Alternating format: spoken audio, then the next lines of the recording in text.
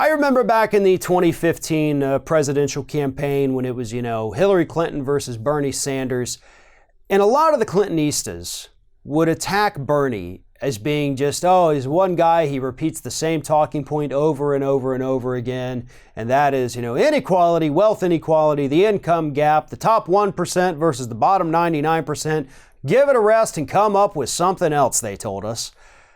Well, the truth is that we really should have listened to Bernie Sanders back then, and he, to be honest, had been saying it for decades prior to that campaign, because according to the latest numbers, since the year 1989, for the last 30 years, the top 1% of American income earners have seen their share of the wealth grow by $21 trillion.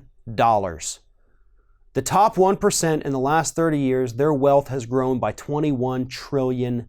The bottom half of income earners here in the United States have actually seen their share of the wealth decline by $900 billion.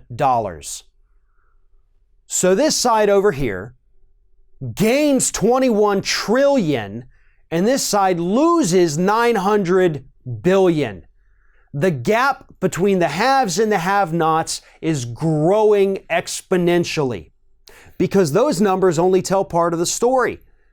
When you look at what that bottom half actually owns in terms of wealth and assets, it's in the negative.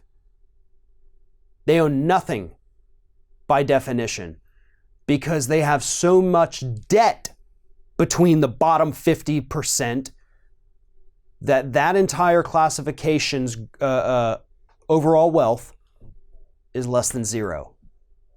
Less than zero.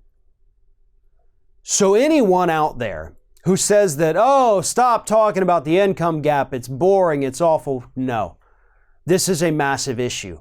And if you ask me, we're not hearing enough about the income gap from the Democrats running for president right now. This should be front page news. But of course it's not, because all the newspapers and media outlets are owned by people in that top 1% who have watched their wealth grow by $21 trillion. And they now hold, I believe it's $30 trillion in total wealth and assets. They hold $30 trillion.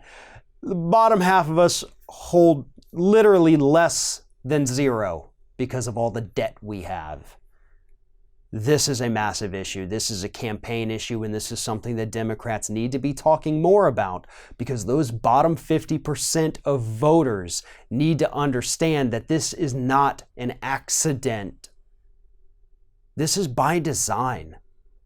Between the payday lenders scamming them, student loans ruining them, medical bills ruining them, tax breaks that only benefit the top 1%. The entire system is designed to hold these people down and enrich the already wealthy. And that's the connection. And unfortunately, even stories that talk about this issue, they're not putting those pieces together, but there they are. And that is what every single person who's serious about being the Democratic nominee should be talking about every single day.